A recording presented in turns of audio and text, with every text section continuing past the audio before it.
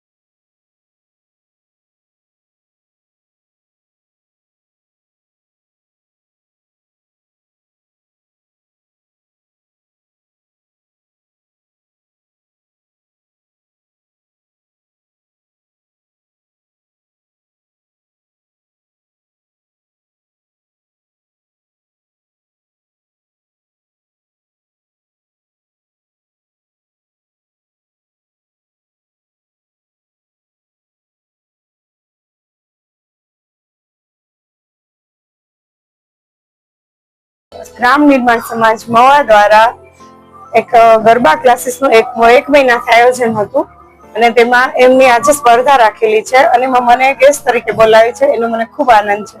અને આ સંપૂર્ણ કાર્યક્રમનો ભાર ઉપાડનાર છે અમારા મીનાબેન સાકરિયા અને આશાબેન ચાવડા, અને એમનો હું ખૂબ ખૂબ આભાર માનું છું. થેન્ક યુ ગ્રામ નિર્માણ સમાજ.